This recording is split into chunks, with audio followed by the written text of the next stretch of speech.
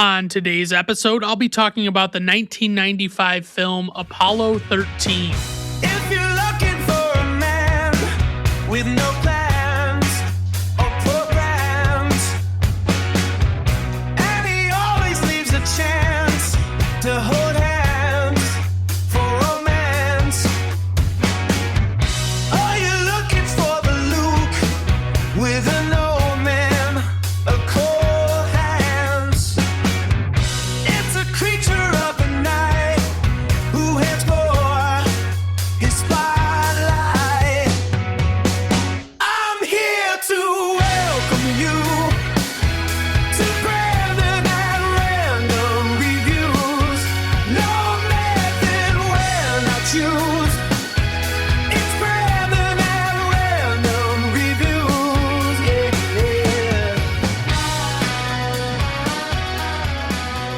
All right, everyone. Welcome to Brandon at Random Reviews, covering one unsystematically chosen topic at a time. If you like listening to a guy recap and review movies in weekly episodes, then look no further. To keep up with the newest content, you can find Brandon at Random Reviews on most major video and audio platforms, as well as all popular social media sites. If you enjoy this, please like and subscribe. As I mentioned, today's movie is Apollo 13, based on real-life events as told in the book Lost Moon by Jim Lovell and Jeffrey Kluger, released on June 30th, 1995, with a runtime of 140 minutes. This movie is rated PG by the Motion Picture Association of America. Budget, $52 million. Directed by Ron Howard, who also directed Cocoon, which if I recall correctly, is a movie about senior citizens who get abducted by aliens from like a retirement community. And that's one of those ones, I've seen it, I enjoyed it quite a bit, but it was one of those ones that isn't on digital. You can't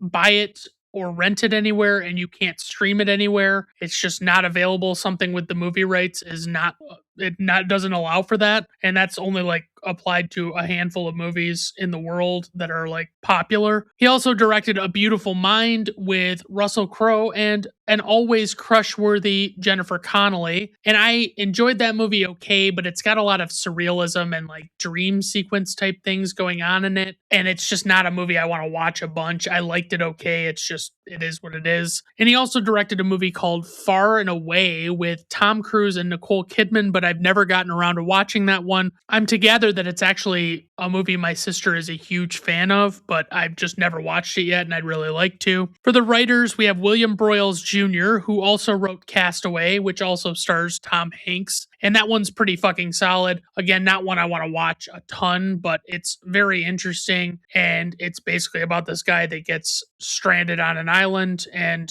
it's very crazy because he's there for like years and he has to learn to survive. He also wrote Flags of Our Fathers, which is a Clint Eastwood movie, and I've never seen it. I've seen Letters from Iwo Jima, and honestly, if I gather that these two have to be similar, or at least they seem like they would be similar, and I just can't bring myself to do it. Like, I don't mind Clint Eastwood, but he is notorious for having like a slowly paced, often labeled as boring movie. And if you couple that with the depressingness of war, it's like, I don't want to watch a movie that's about that or that has that kind of tone. And he also wrote a childhood favorite of mine called Entrapment, because I loved Sean Connery when I was younger, and because he was James Bond, and he was like my favorite James Bond, even though that was pretty well before my time when he was James Bond. And it also has Catherine Zeta-Jones. She is like, I guess you would also call the lead in that movie. Like it's basically two lead roles in that movie. And I was in love with Catherine Zeta-Jones when I was younger as well, especially in the movie The Mask of Zorro. Really enjoyed her. She's very beautiful. I still have quite the crush on her, but just not as significantly because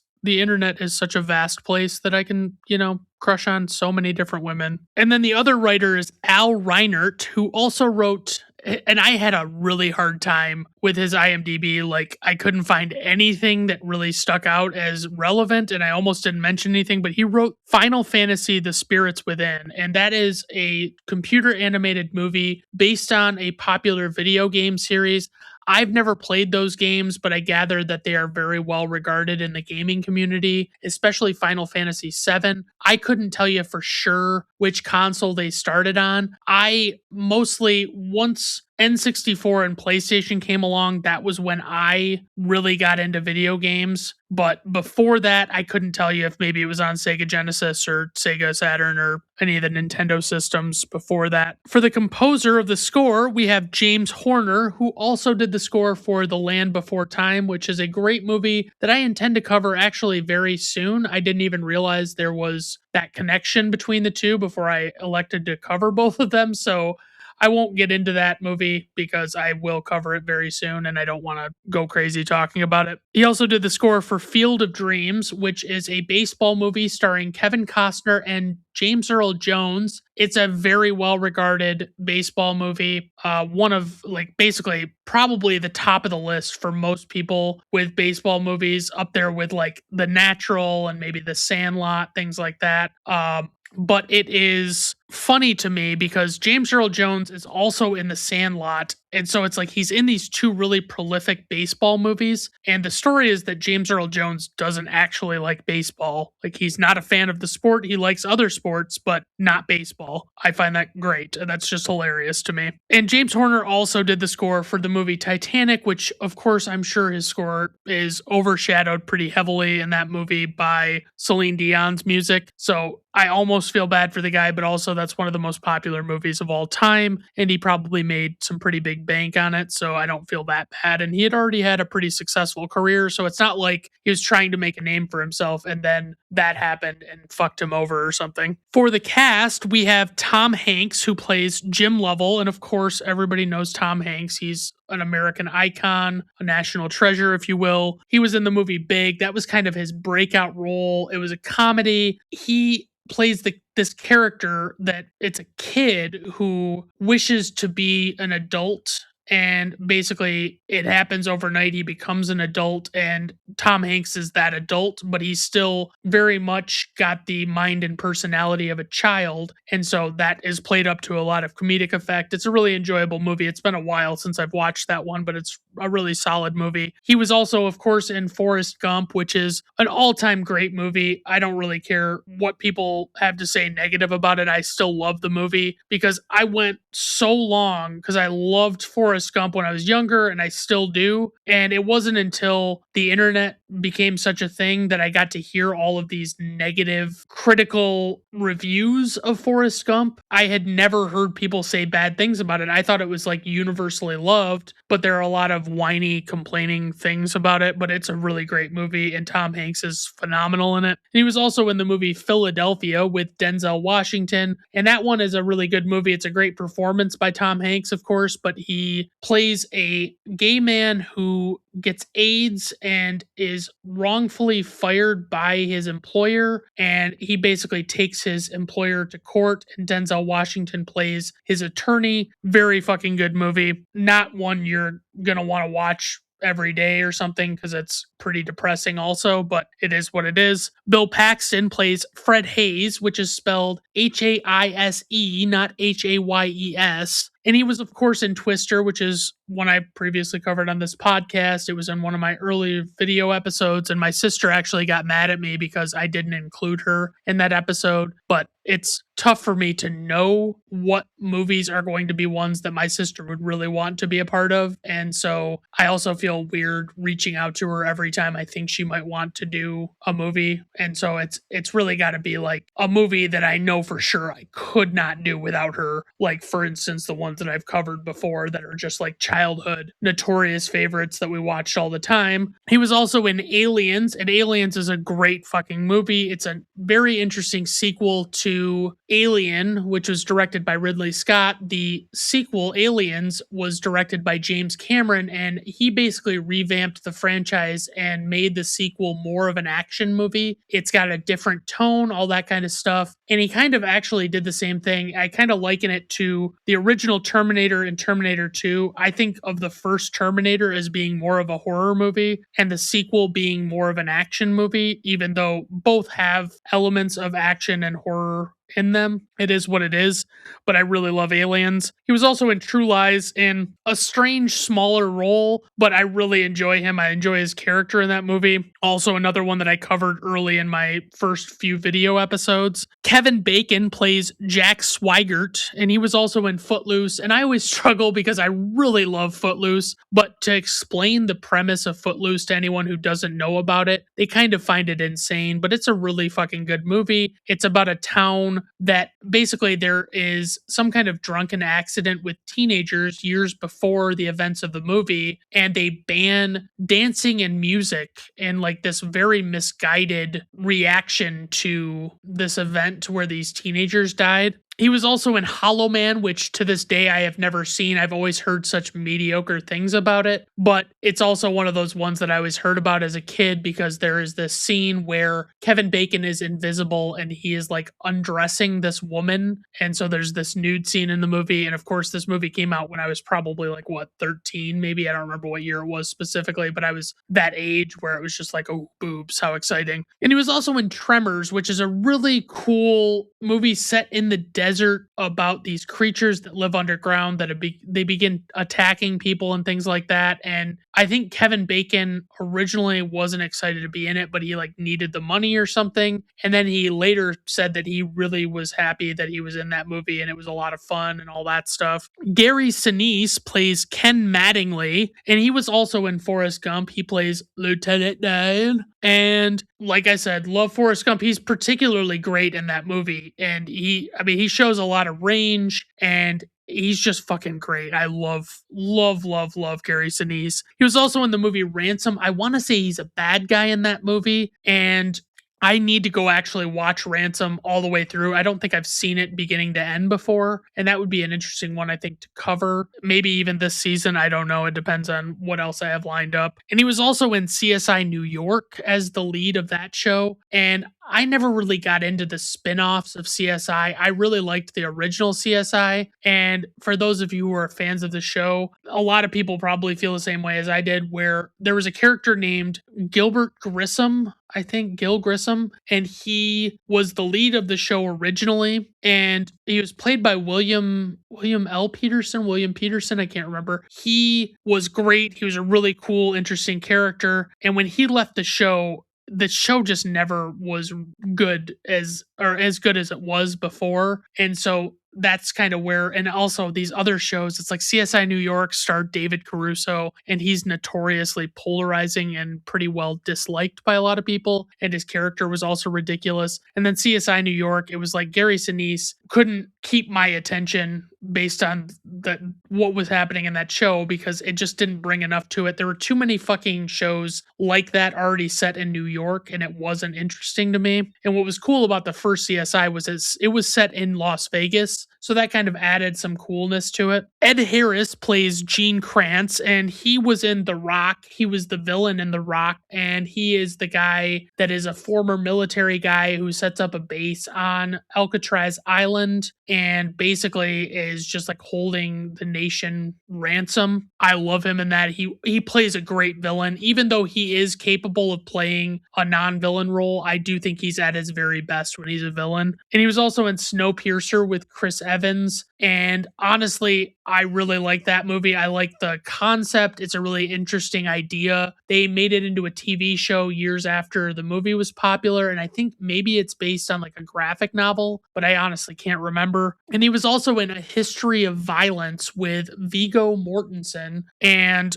honestly, a movie that blew me away when I first saw it because it was so interesting. And I want to say that's a Cronenberg, like a David Cronenberg movie. Can't remember for sure, and I'm not going to look it up. But that's the weird thing is like, that's one of those movies that as soon as I watched that movie, and I would have been, I don't remember what year it would have been, but it had been out for a while and I wanted to get it immediately. And I find it funny that now that I've become more of an enthusiastic physical media collector, and I've even gotten back into like collecting VHSs, I have found that that is considered like one of the holy grails of the VHS community because it's so rare because it came out after VHSs were already falling out of popularity. So you could, if you found a VHS copy of A History of Violence online or like in a thrift store, I should say, you could probably get a lot of money for it. It is probably worth quite a bit. Last but not least, Kathleen Quinlan plays Marilyn Lovell, who is Tom Hanks's character Jim Lovell's wife. She was in Twilight Zone, the movie, which was shrouded in controversy. It's arguably, at least for me, more popular for the controversy that it created than actually as a movie. I remember trying to watch it before I had even heard anything else about it because I was really into Twilight Zone, the original series, and it just didn't have the right tone for me. But basically, there was a bunch of stuff that happened behind the scenes. Actors, including child actors, died because they didn't follow the rules, and then they actually like basically stiffened up the standards for child actors and special effects and things because there was this Vietnam sequence in the movie where basically the effects shot with a helicopter resulted in the death of these two child actors, I think it was, and one adult actor. And I think they actually left the shot where they died in the final cut of the film, but I could be totally wrong about that. She was in The Doors with Val Kilmer. That is about the band The Doors from the 1960s. Jim Morrison was their frontman. That's who Val Kilmer plays, and he's very good in that. I don't remember the movie being like exceptionally good. And of course, if you know anything about Jim Morrison or The Doors, you know that it's not going to have a happy ending, so it is what it is. And she was also in Event Horizon with Lawrence Fishburne and Sam Neill. I can't remember if Lawrence Fishburne was going by that or Larry Fishburne when that movie came out. I want to say that was a Lawrence Fishburne, but really good movie. Interesting, dark, sci-fi, very exciting movie. Really enjoyable. It's a solid one. I really like that one. For casting notes, the original screenplay to this movie was written with Kevin Costner in mind for the role of Jim Lovell because of facial similarities between Kevin Costner and the real-life Jim Lovell, but he was never brought up in serious discussions while actually casting the movie. John Travolta requested to play the role, but was politely turned down. John Cusack was offered the role of Fred Hayes, but he declined. Brad Pitt was offered the role of Jack Swigert, but refused in favor of taking his role in Seven. And as much as I love Brad Pitt, and I think he could have been great in Kevin Bacon's part, I really am happy that he went with Seven because that ended up being a big breakout lead role for Brad Pitt. Like he hadn't been in much before that as a leading man. I think maybe that was his very first, but I can't remember. For the plot synopsis, a group of astronauts on a mission to the moon suffer massive internal damage to their ship and must work with mission control at NASA to devise a plan to survive the trip and make it home. For the tagline, Houston, we have a problem. Fucking solid tagline. Love when it comes from the movie. If you have to have a tagline, that's the way you should do it. You should take something directly from the movie and choose something that really embodies the movie itself. All right, guys, let's just dive right into the plot of this motherfucking movie. So, this movie has such an amazing intro. It's the classic Universal before they switched to CGI, and the score is so epic. It's so awesome. It's magnificent, honestly. So, basically, they kind of, through voiceover, recap the previous Apollo missions, especially with the first one where they were slowly building up their program to travel to the moon. VoiceOver explains how dangerous all of the missions were and how men died in a catastrophic fire during a test run for Apollo 1 that resulted in the deaths of 3 astronauts. Of course, they touch on Apollo 11 being a landmark mission where Neil Armstrong and Buzz Aldrin finally landed on the moon and beat Russia after having fallen behind them in the space race. They explained that the 7-year run of the program was propelled following the death of President Kennedy in late 1963. Jack Swigert, as played by Kevin Bacon, is hitting on some woman at a party as he talks about being an astronaut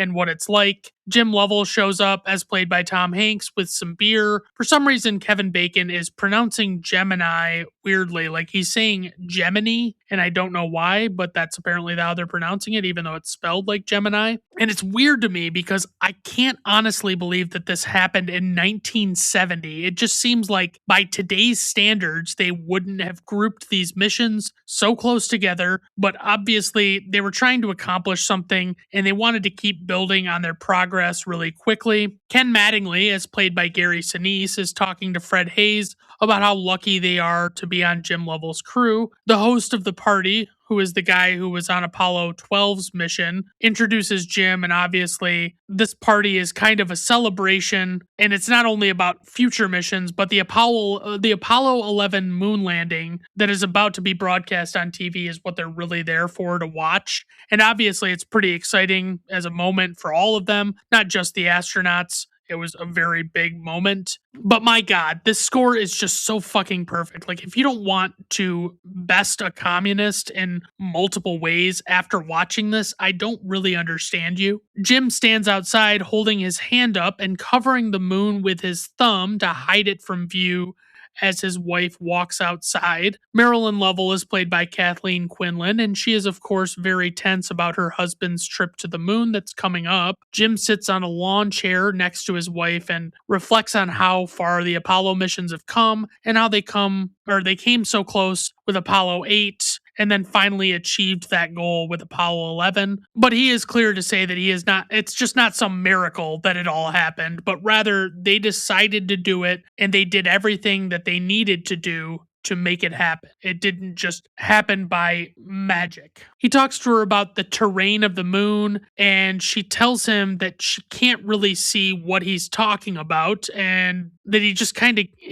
gets really flirty after she does this to deflect and crawls over onto her lawn chair with her, and they probably held hands real hard that night, as you might imagine. It cuts to Jim talking to a group as he takes them on a tour of the launch areas at NASA in Houston. He explains that Alan Shepard will be going up on the Apollo 13 mission, and one of them asks him when Jim will be going up himself, and he says that he's not due to go up just yet, and it'll be the mission after that, most likely. They ask him why he thinks it's even necessary for them to go up to the moon now that Apollo 11 already accomplished landing on the moon and walking on the surface. He likens it to Christopher Columbus having come to America and what it would be like if no one had ever bothered to return to America after Columbus went there the first time, because like just out of it having already been done and being like, who cares? One of the tour people asks him how you go to the bathroom in space, and he is suddenly interrupted by someone who has some important news for him and tells him that something big is going on. Jim comes home very excited and explains that they have to cancel their Easter vacation that year because he is taking Alan Shepard's place on the Apollo 13 mission. And to be clear, that means that the guys who were grouped with him for the other mission that he was originally assigned to will also go on this mission. Like, they will swap because they've all been working together, and that's how that would work. Jim explains Shepard's removal from the mission as being a result of an ear infection flare-up. The mission is 6 months away at this point, and Marilyn seems slightly apprehensive about whether or not he's going to be ready within half a year, but Jim is not nervous seeming at all and is very eager to get moving. It cuts to Fred and Ken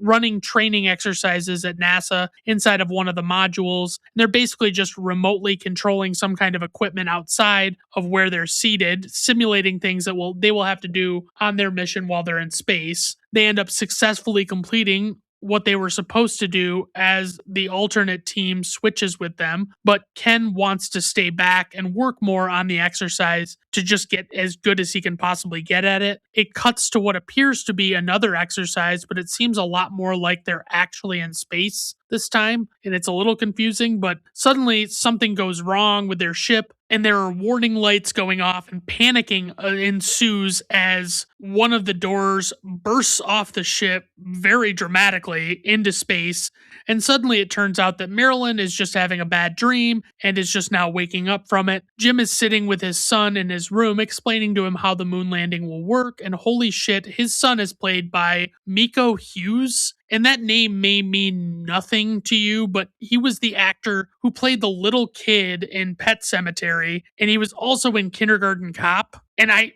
just fucking knew I recognized this kid. Of course, I have no idea what happened to him. Maybe he just wasn't into being an actor or he couldn't get roles once he grew up, but that's a pretty good run of movies to be in and make a name for yourself. Marilyn listens outside as Jim explains how everything will work with this moon landing, and his son asks him if he knew the astronauts in the fire that happened for the Apollo 1 testing, and Jim explains to him that he knew all of them. And he goes on to say that a lot of things went wrong with that mission, including not being able to get the hatch open when they needed to get out after the fire started. Obviously, his son is pretty fucking worried about him surviving this mission or anything going wrong, and he tries to comfort him. Jim and Marilyn are out driving in his Corvette Stingray one night, and someone pulls up next to him at a stoplight and asks him if he's Jim Lovell, and of course he says he is. And it's just weird to think that anybody would actually recognize him in real life, but I guess maybe he's been on the news or something enough to say so. The driver just says to him, "Lucky 13, suggesting that this is a bad luck mission to go on or something. Marilyn explains that their kid's schedule is very busy the following week when the launch is, and that she's considering not even going to the launch. But it's very clear that she's really just nervous about everything that's going on because it hasn't been a problem for any of the other launches when she was busy. She sounds like she just wants the whole thing to be over, and Jim is obviously a little upset with her and tells her that she's going to miss a hell of a show if she doesn't come. Jim is back at the base, and you see some guys who tell him to bring back some moon rocks for him or for them, and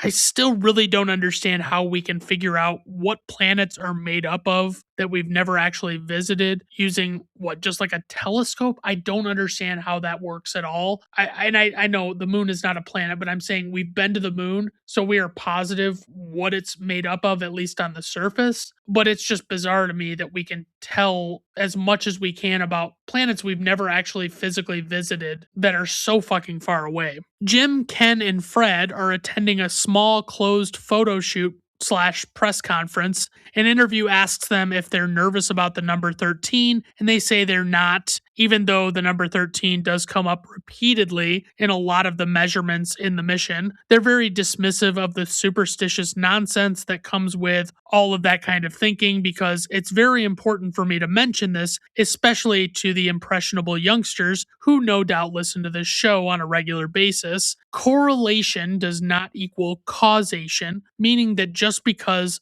something that is notoriously considered to be bad luck is seen or done in advance of something bad happening, that does not mean that that bad luck thing is what actually made the bad other thing happen. And frankly, that kind of thinking is for the weak-minded who don't understand that things just happen because they happen.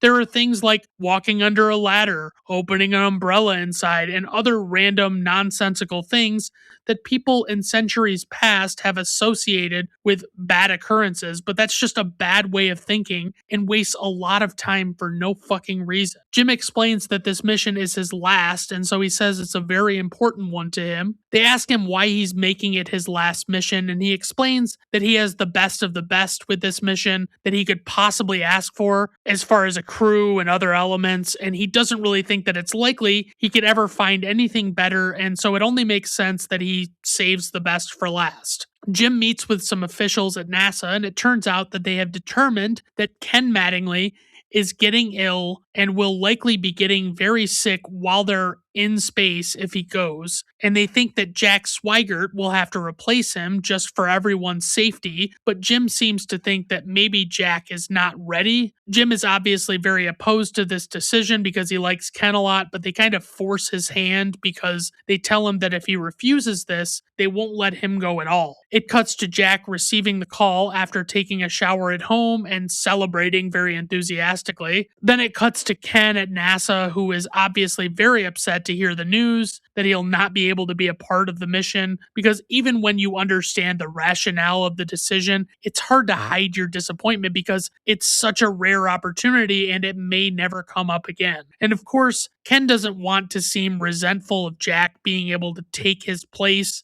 and says that Jack is more than ready to take on the task. Ken insists that even though the testing might show something, he is convinced that he is not coming down with the measles and doesn't have the measles at all. Then it cuts to more training exercises now with Jack in Ken's place, and you can tell that there's some tension between Fred and Jim as they see how Jack operates a little differently from Ken, and he seems more inexperienced. Then ultimately, one of Jack's decisions during a training exercise simulation results in a failure, and everyone is very on edge because basically it would have killed them if it would have happened in real life. So obviously, all of this is pretty unsettling, and it's meant to demonstrate the added unrest of the crew going into the mission. But Jim refuses to show any apprehension or doubt to the people that matter and reiterates that they will be ready by the end of the 2 days that they have to prepare for launch. It cuts to the night before the launch, and they're doing this whole thing where the astronauts have to stay at a distance, basically across the road from their family members who are saying their goodbyes before the next day's launch, which is this whole thing that they do because they don't want them to be exposed to any illnesses last minute that could end up jeopardizing the mission. And finally, Marilyn does show up as a surprise to Jim, and he's obviously very happy to see her there, and it makes him feel a whole lot better about everything. They begin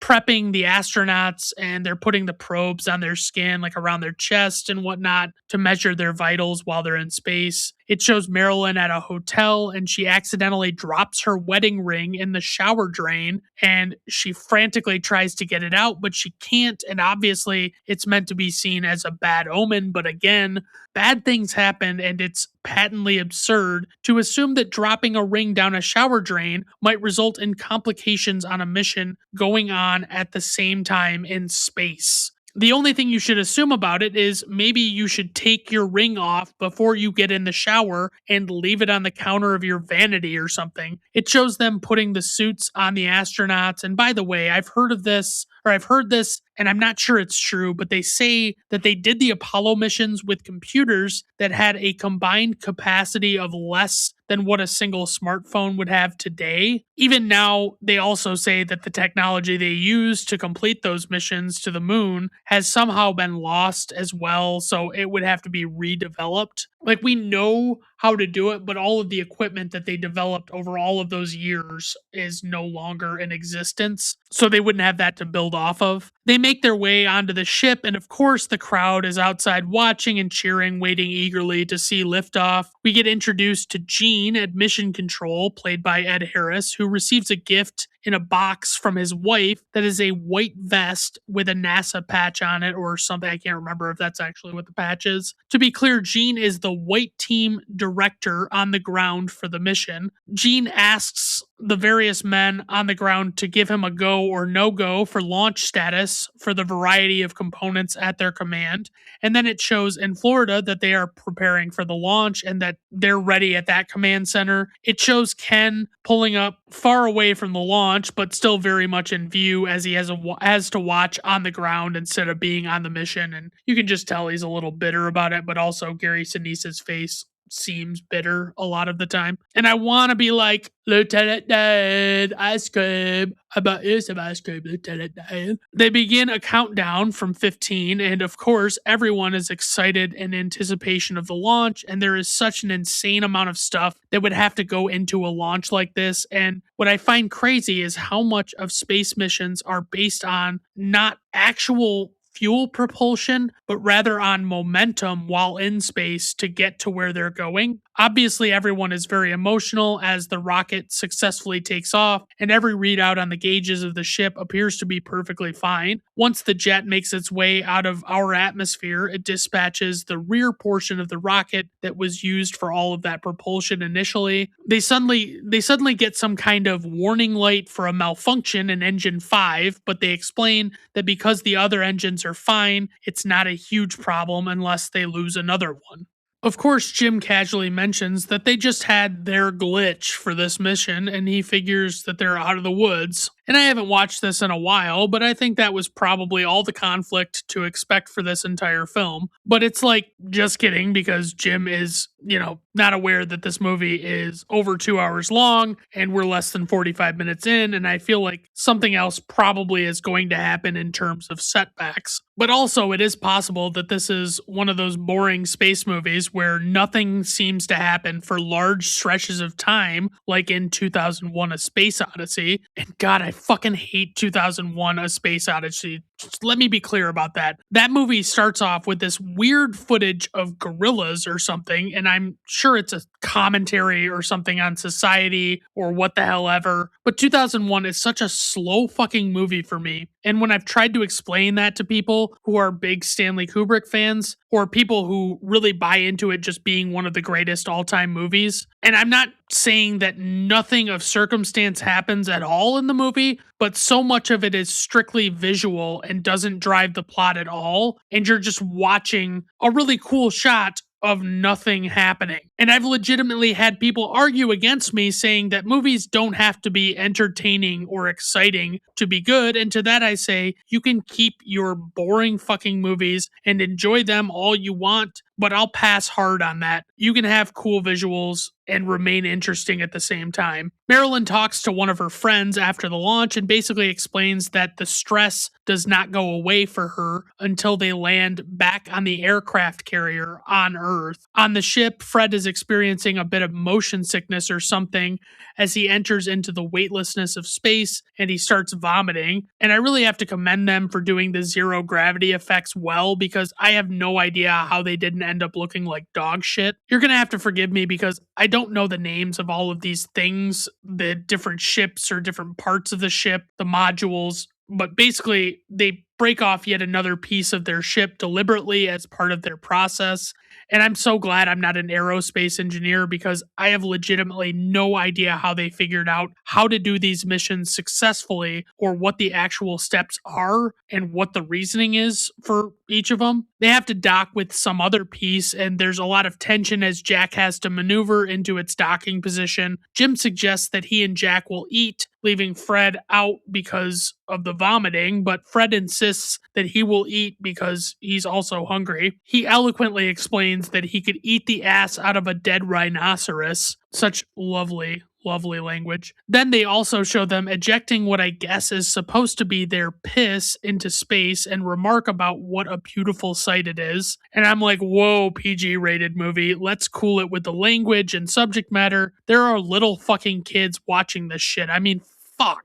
Jim takes video of himself that is being broadcasted on TV on Earth live. They demonstrate the lack of gravity, and instead of playing the theme to the movie 2001 A Space Odyssey, Fred opts to play Norman Greenbaum's Spirit in the Sky on a portable tape player instead for comedic effect. Jack begins explaining that if anyone from the IRS is watching, he forgot to file his 1040 return. He meant to do it that day before they launched. And Clint Howard's character back on Earth at Houston's command center, whose name I originally thought was inconsequential, but I'll tell you what it is later, mentions that they will jump on him for not doing his taxes and that it's no joke. Jim continues his broadcast and explains to the viewers how things work and why things are designed the way they are. Fred plays a little prank on them by making them think something is wrong as he activates some mechanism that makes a loud noise that they weren't expecting. And it's like, hey, Fred, read the fucking room, all right? Maybe don't do stuff like that.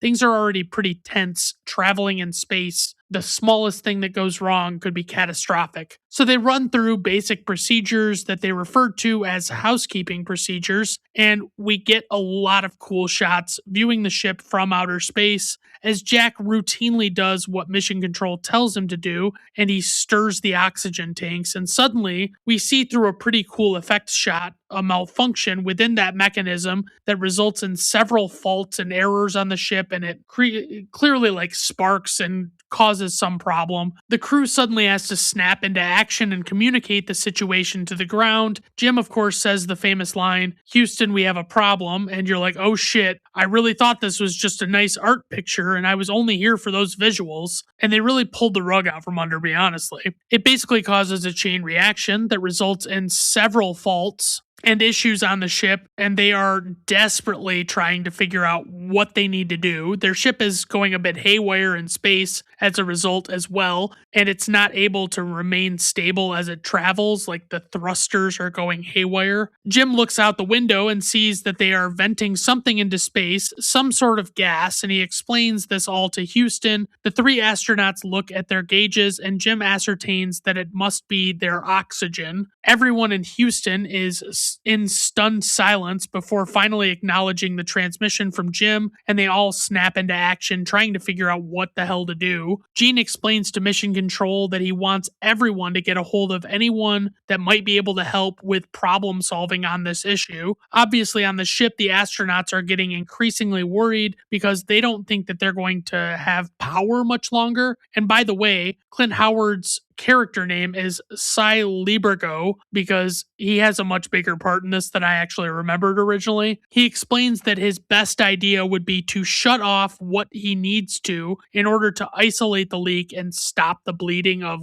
losing the oxygen. Of course, Gene is frustrated by this idea because if they do this, they can't turn it back on, and if they proceed, they won't be able to land on the moon. But Cy explains that at this point, it's their only option, and obviously, it's far more important that they figure out what they need to do to be able to get these guys back to Earth than it is to worry about landing on the moon at this point. Of course, Gene begrudgingly agrees with this despite all of the obvious frustrations he has, and he tells his team to proceed with that plan. When they transmit this plan to the astronauts, Jim clarifies that they actually want him to shut off the valves in question because obviously Jim knows what a major thing that would be to do. After he acknowledges the transmission, Jim explains to Fred and Jack that they just lost the moon. And Jack also points out that if this plan doesn't work, they won't have enough fuel to even get back home. But once they shut off the valves that they need to, they look at their gauges and realize that the O2 readout is still falling and the plan did not work. Jim instructs them to snap into action and shut down all of their power before the batteries die on them. Of course, Houston is also devastated and they try and give Jim instructions, most of which he has already started doing. Houston informs Jim that they have less than 15 minutes left of life support capacity in the ship, and of course, Jim relays this to Fred and Jack. Jack explains to Houston that he has completed the steps that he needs to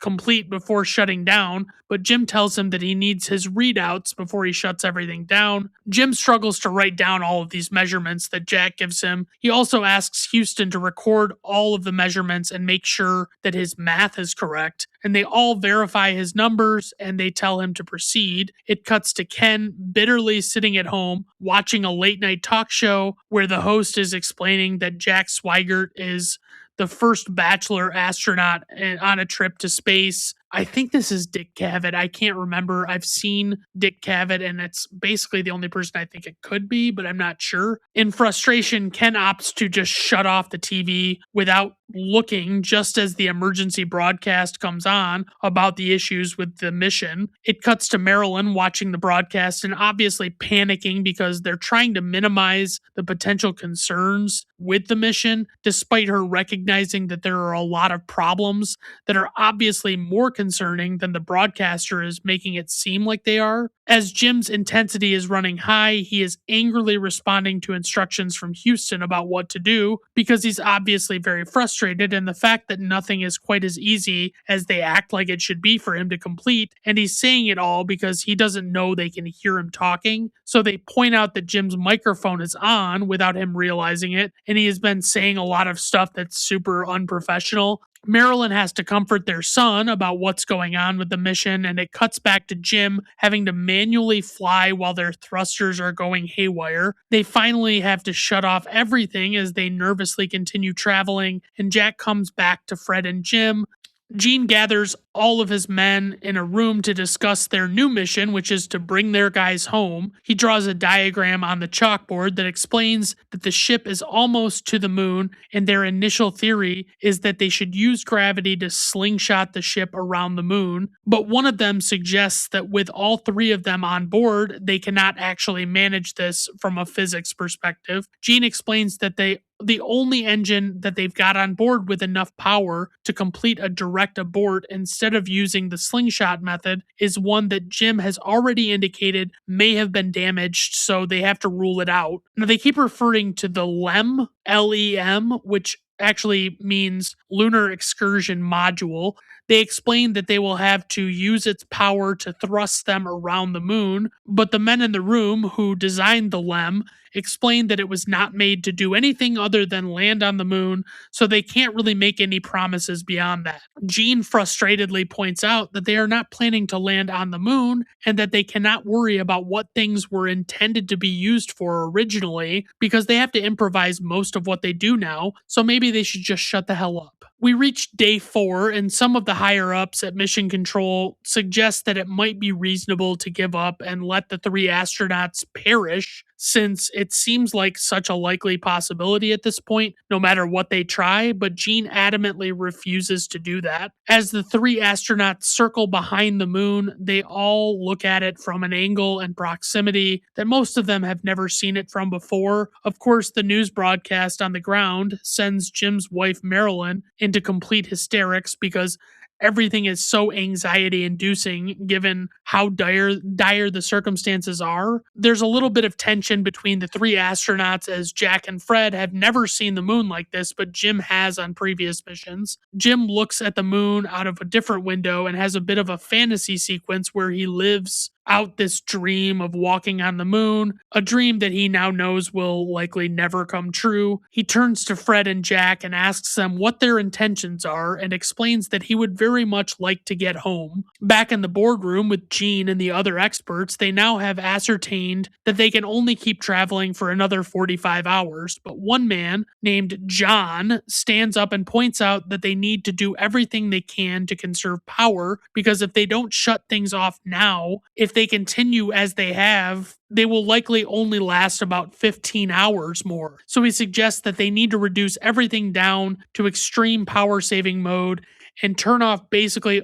all of the instruments that they can. So basically just shut off Wi-Fi and Bluetooth, or maybe straight up switch it into airplane mode and just tough it out like the pioneers used to do. And he explains that every second they waste debating about this objective fact is time that they don't have. And the guy says, John just says that he's been looking at all of this data for the past hour and it's undeniable. Gene finally breaks down and realizes that John is right, and he says that as soon as they finish running the engines, they will power everything down that they can. Gene tasks his team with having them list every single usable item that is on the ship, then tells them to talk to the guys on the assembly line who actually built the parts and know everything about them. And he basically wants them to figure out what they can use those items for to help get these guys back to Earth. Gene then declares failure is not an option. And honestly, I have heard that phrase so many times in my life now, and I honestly couldn't have told you before today to save my life where it originated because it's so commonplace, but apparently it was in this movie. A man comes to Ken's apartment to get him out of bed because Ken is still unaware of the situation and they need his help to land the ship.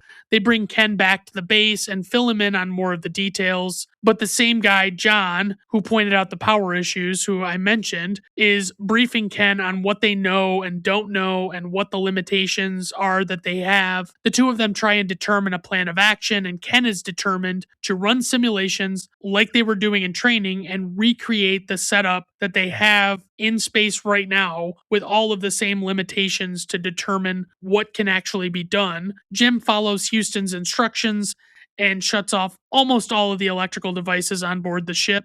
Some of the experts come to Gene to explain to him that they have a CO2 filter issue now as well because nothing on the ship was designed to support 3 men continuously for this long. And basically, if they use as much as they will at the rate they have been using it at the moment, they will begin to have severe health issues and blackouts and all sorts of other things as a result of CO2 poisoning. Cy and his group proceed with gathering all of the existing components on the ship and empty it onto a giant boardroom table in order to try and figure out what they can use. Suddenly, the press is at the Lovell house, and Marilyn is frustrated that they didn't give a shit about this mission at all originally, but now they suddenly are very interested with all of the drama occurring. On board the ship, Fred is getting increasingly ill, and with all of the other major instruments turned off, it's also getting very cold in there. Like they can see their breath hanging in the air. Jim tells them that he doesn't look good and that there are some aspirin in the medical kit, but Fred clarifies that he's already taken the aspirin and that he's going to be fine. Then he reveals that his wife getting pregnant was not actually a planned pregnancy, but then Fred explains that it hurts when he urinates and jokes that he thinks Jack gave him the clap, which is slang for this sexually transmitted disease,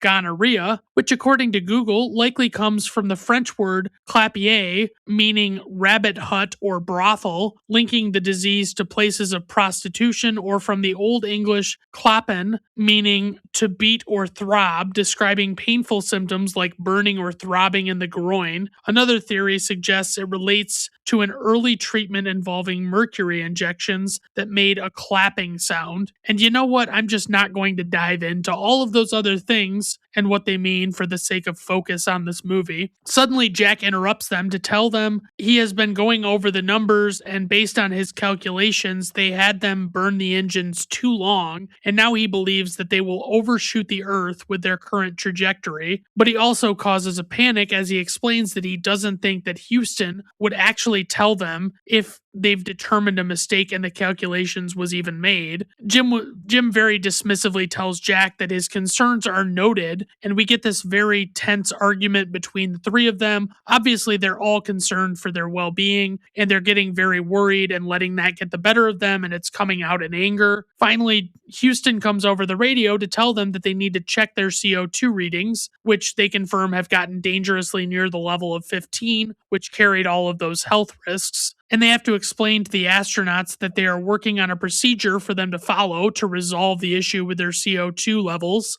Cy and his team have assembled some kind of device and have to walk the three astronauts through assembling it themselves, which honestly terrifies me because I usually have to watch a YouTube video like 6 or 7 times through to learn how to do anything new, and I usually jump back several times during those viewings. So I can't imagine how difficult this would be, just having one guy explaining it and having to do it step by step. The story comes out to the press that there is too much CO2 in the cabin, and obviously this creates a lot more panicked reactions.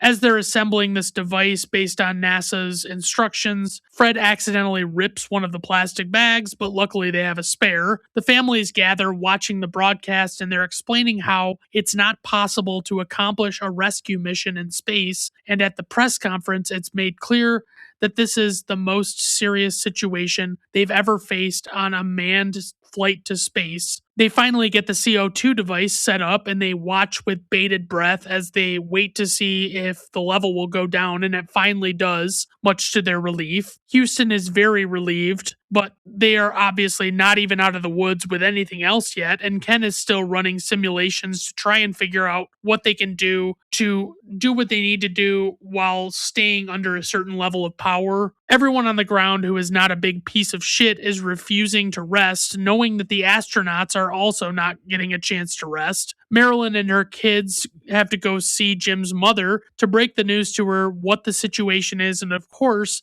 everyone is very much on edge, especially the kids. And Jim's mother asks the younger daughter, her granddaughter, if she's scared, and her granddaughter nods. And the grandmother just tells her not to worry, and she says that if they could get a washing machine to fly, her Jimmy could land it. And my God, I got particularly emotional during this scene, but I won't really get into why. It was just very fucking heart-wrenching. One of the other things, as all of this is going on the ship, is that the tape player Fred was using earlier is losing batteries and playing slower and slower until it does eventually die while it still floats around the ship. And today's lesson on the history of technology is tape players. When I was a kid, I had something called a Sony Walkman, and a lot of people, in my opinion, overpronounced Walkman as Walkman, but in my personal opinion, it should be pronounced more like its last name. Anywho, for those that don't know, the Walkman was a portable tape player with a 3.5 millimeter jack on it that was battery powered, and you could plug headphones into the jack. We didn't have Bluetooth then at all. It didn't exist as a technology. You could listen to standard cassette tapes on it, and it was great because cassette tapes don't skip like CDs or records do, so you could use it on the fly and not deal with a bunch of skipping. It was basically like an iPod or a smartphone before those existed, and it was followed by the Discman that was basically the same thing, but it played CDs, and it usually had to have anti-skip protection or you had to be very careful with it so it didn't skip. But let's get back to the excitement. So the flight surgeon insists that the three of them need to get more sleep because Fred is running a fever of 104, and Jim angrily removes the probes from his chest in protest because he's sick of the entire Western world knowing what his vitals are. This, of course, causes panic with ground control as the two others follow suit, and they no longer can tell what their status is health wise easily. But Gene explains that it's just a little medical mutiny, and he's sure that all three of them are still fine. As Jim considers eating something, he pulls a hot dog out of a wrapper, and it's frozen solid, and he bangs it against a solid surface on the ship to show it to the other two that it's frozen solid. Houston communicates to them that they have to do some corrective adjustments with their thrusters that align with Jack's findings from earlier, but clarifies that they cannot turn on their computers to do it. Jim determines that if they can keep the Earth lined up in one specific window of the ship as he views it, he just needs to know how long they need to burn the engines in order to correct and stay on the right course. Gene gets frustrated as one of the engineers explains that the process they are using to correct their trajectory has never been tried before and has a lot of potential to not work properly, but he insists that they have to do something. They proceed with 10% thrust at 39 seconds of runtime, and obviously it's a very difficult thing because they have to manually maneuver the ship without any real computer guidance. And I want to say that this movie benefits so much in that its special effects are able to bank on the fact that most people have not ever seen any of this in real life to know what it would look like or what size it would be. Gene comes back into the boardroom and congratulates the men on successfully giving them enough time to complete re-entry with their corrections, but he needs them to get working on their re-entry procedures with starting up the equipment. Ken gets frustrated with John as they try and determine how they can possibly attempt re-entry without using so many of the components that they would usually use. The news plays an old interview with Jim where he's explaining about some of the issues that he has run into in his career, especially as a pilot, and the basic sentiment from him is that sometimes bad things happen and you just never know how things will work out, and you have to roll with the punches and improvise and think on the fly. Back on the ship, Jim explains that they're all very eager to hear what the re-entry procedure is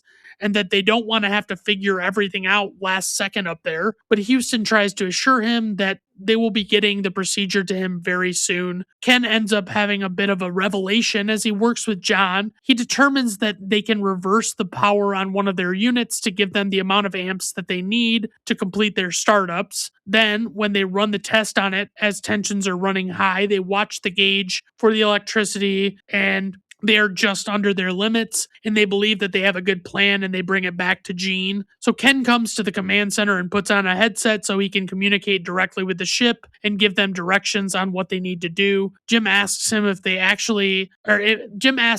Ken if he actually has the measles, but Ken confirms that he does not. And then Ken starts walking Jack through the procedures that they've developed. They also determined that because they never stopped at the moon, their weights have to be corrected to account for the lack of hundreds of pounds of moon rocks that they were supposed to collect. So they have to shift a bunch of stuff that they have in the ships around and be in the right place so the weight ends up being right. Obviously, the excitement comes to a fever pitch as we see if they can successfully get into the right trajectory to be able to make re-entry. There's a moment where they jettison a portion of their aircraft that they no longer need, and they determine that the damage is much more significant than they expected, looking at it from the outside. And it's really weird because I think the strangest thing I noticed in almost every movie about astronauts is that I've ever seen is that I always get the impression that these ships are so small. But then inside, the ships look like they have all sorts of space to move around in. But I also think that has a lot to do with the way they shoot the footage, because I guarantee it's far more claustrophobic than it actually actually seems. Jim notices that Fred's condition is worsening and he even holds him a little bit to try and warm him up because he's so cold, and he just asks him if he can make it a little while longer. Jim clears the fog from a window and looks out across the curvature of the earth that is for some reason showing some sort of round shape, despite so many intelligent experts on the internet arguing that it is completely flat, and those people just know lots of stuff, guys. At one point, Jim accidentally gets seated in the pilot's chair and then corrects himself and allows Jack to take over. Jack explains that he covered one of the controls with a little sign that said no, so that he didn't accidentally cut loose the module while Jim and Fred were still in it. And honestly, no matter how many of these movies that I see, I don't think I will ever fully understand the process that these spaceships have to use to re-enter our atmosphere. Like, not only do they seemingly just dump a lot of equipment and let it float off into space, but also it seems like so much of what they do is based solely on momentum. Gene is advised of an issue that there is nothing they can do about and opts not to tell the astronauts about it for obvious reasons. Like, he doesn't want to just create panic and maybe alter how they approach things because of that. Then, as one of the higher ups speculates that this could be one of NASA's biggest catastrophes, Gene corrects him by saying that he believes this will be their finest hour. And I'd really like to know if that exchange actually happened, because it kind of seems like it might have just been made up for this movie, and that's a real bummer because it's a good scene. As they're coming through the atmosphere, they have to cut radio contact for 3 minutes. That 3 minutes is what it takes to basically get into the atmosphere. The intense heat causes immense condensation within the ship, and water is dripping fucking everywhere as everyone waits in anticipation on the ground. Everyone continues watching the TV broadcast, waiting to see what will happen and if it will be a success. The anticipation and tension are undeniable as everyone waits for the radio blackout to stop, and as Houston attempts to reach the ship, the first thing they see are the parachutes opening, and Jim acknowledges their transmission to confirm they are okay and everyone survived. Everyone is just overjoyed by the relief that they feel, knowing that everyone's fine. Their little pod lands on the ocean surface, and the pod is retrieved by a rescue team in helicopters, probably military or whatever rescue workers. Everyone is elated as they exit the pod and are lifted out. The astronauts come back to be received by their families. In voiceover narration, Tom Hanks as Jim explains that their mission was considered a successful failure. It was later determined that a damaged coil in their oxygen tanks caused an explosion when they initiated their cryostir, a defect that would have been present years before any of them were even selected for the mission. He explains that Fred was due to be a part of Apollo 18 before the mission was canceled due to budget cuts, and he never flew in space again. He says Jack left the astronaut corps and successfully ran for Congress in Colorado, but died of cancer before he actually took office. Ken Mattingly orbited the moon as command module pilot of Apollo 16 and flew the space shuttle, never having gotten the measles at all. Gene Kranz retired shortly before the movie was made, along with several others who left for other things. Jim explains that the 7 days of Apollo 13 were his last in space. He watched other men walk on the moon and return safely, all from either mission control or from the confines of his own home. He explains that he sometimes still looks back and thinks of all of these events and wonders if and when we will ever go to the moon again, and we roll credits. Okay, so before we get to true trivia, because this is a true story, I want to first list some of the things that were kind of made up for the movie or were different in the movie compared to what actually happened in real life. In the film, Lovell tells his wife he was given command of Apollo 13 instead of 14 because original commander Alan Shepard's ear infection was flaring up again. In fact, Shepard had no ear infection. He had been grounded since 1963 by Meniere's disease. This was surgically corrected 4 years later, and he was returned to flight duty in May of 1969. Manned Spacecraft Center Management felt he needed more training time for a lunar mission. The film portrays the Saturn V launch vehicle being rolled out to the launch pad 2 days before launch, but in reality, the launch vehicle was rolled out on the mobile launcher using the crawler transporter 2 months before the actual launch date. The film depicts the crew hearing a bang shortly after Swigert follows directions from Mission Control to stir the oxygen and hydrogen tanks. In reality, the crew heard the bang 95 seconds later. The film depicts Cy Liebergo suggesting that the oxygen leak was in one or two of Odyssey's fuel cells, and the order to shut them down was passed up to the crew, forcing abort of the lunar landing mission. In reality, Mission Control did not order the shutdown. Hayes found the cells were already dead because of starvation due to the damage to the oxygen system. The film depicts Swigert and Hayes arguing about who was at fault. The show The Real Story, Apollo 13, broadcast on the Smithsonian Channel, includes Hayes stating that no such argument took place and that there was no way anyone could have foreseen that stirring the tank would cause problems. The dialogue between ground control and astronauts was taken nearly verbatim from transcripts and recordings, with the exception of one of the taglines of the film, "Houston, we have a problem." According to the audio of the air-to-ground communications, the actual words uttered by Swigert were, "Okay, Houston, we've had a problem here." Ground control responded by saying, "This is Houston, say again, please." And then Jim Lovell then repeated, "Houston, we've had a problem." In the film, flight director Gene Kranz and his white team are portrayed as managing all of the essential parts of the flight from liftoff to landing.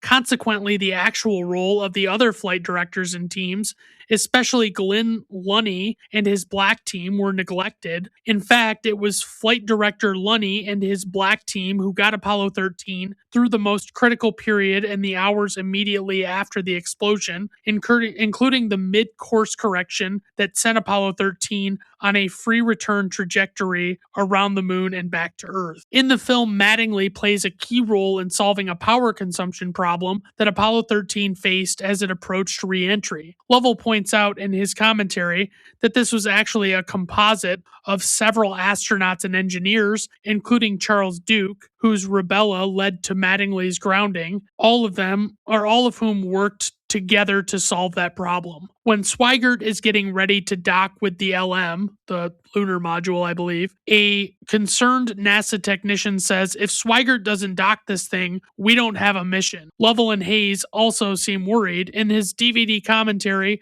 the real Jim Lovell says that if Swigert had been unable to dock with the LM, he or Hayes could have done it themselves. He also says that Swigert was a well-trained command module pilot, and no one was really worried about whether or not he was up to the job, but he admitted that it made a nice subplot for the film. What the astronauts were really worried about, Lovell says, was the expected rendezvous between the lunar module and the command module after Lovell and Hayes left the surface of the moon. A scene set the night before the launch, showing the astronauts' family members saying their goodbyes while separated by a road to reduce the possibility of any last-minute transmission of disease, depicted a tradition that did not begin until the Space Shuttle program. The film depicts Marilyn Lovell accidentally dropping her wedding ring down a shower drain. According to Jim Lovell, this did occur, but the drain trap caught the ring and his wife was able to retrieve it. Lovell has also confirmed that the scene in which his wife had a nightmare about him being sucked through an open door of a spacecraft into outer space also occurred, though he believes the nightmare was prompted by her seeing a scene in Marooned, a 1969 film that they saw 3 months before Apollo 13 launched. All right, so on to trivia. In a commentary track, Marilyn Lovell comments that Tom Hanks exactly portrays Jim Lovell's mannerisms and style of movement. In some scenes where the Earth can be seen from the windows of Apollo 13, it is one of the photos taken by Jim Lovell and Bill Anders on the Apollo 8 mission. At around 2 hours and 10 minutes in, Jim Lovell wore his old Captain Navy captain's uniform in the scene where he greets the astronauts aboard the USS Iwo Jima. When Ron Howard asked Lovell if he'd like to be in the film as the ship's admiral, Lovell agreed but pointed out, "I retired as a captain I will be." Bill Paxton, Tom Hanks, and Kevin Bacon were all very proud of the fact that they weren't sick on the so-called vomit comet, which is the plane used to simulate zero gravity, but the cameramen weren't actually so lucky. When the real Jim Lovell saw the film, he found the CGI work so convincing that he firmly believed that the filmmakers had uncovered some hitherto unseen NASA footage. Boy, hitherto is not a word I come across very often. The spacesuits cost $30,000 each. Ron Howard anticipated difficulty in portraying weightlessness in a realistic manner. He discussed this with Steven Spielberg, who suggested using a KC-135 airplane, which can be flown in such a way to create about 23 seconds of weightlessness, a method NASA has always used to train its astronauts for spaceflight. Howard obtained NASA's permission and assistance in filming in the realistic conditions aboard multiple KC-135 flights. Set designers looked through the Lovells' old family photographs to recreate their house from 1969. The real Apollo 13 capsule was restored and is on display at the Kansas Cosmosphere in Hutchinson, Kansas. At around 1 hour and 24 minutes in, Hayes jokingly accuses Swigert of giving him the clap by sharing relief tubes. Fred Hayes' illness was in fact related to the relief tubes. It was a urinary tract infection caused by his continual wearing of the condom-like sleeve needed to use the spacecraft's waste disposal system. All right, so IMDb nugget. This is so dumb. At around 16 minutes in, the license plate on Jim Lovell's red Chevy Corvette Stingray is Texas BKS 426. That's it. No like, hey, that was a reference to this other thing.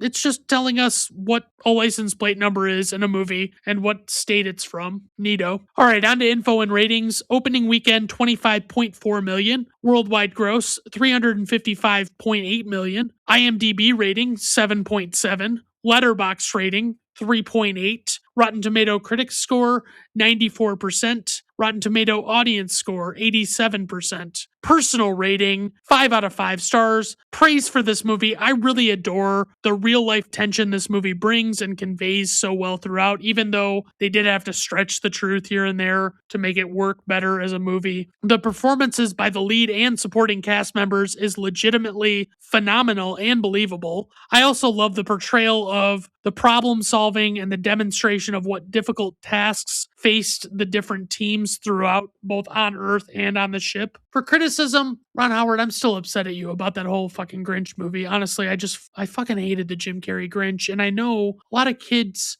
in my generation loved it and still love it. I think it's awful, and it's like a 30-minute cartoon, dude. Why did you have to make it into like an hour and 45-minute long movie? I just don't get it. All right, everyone, thank you for stopping by. I do appreciate it. Have a good rest of your day. Bye now.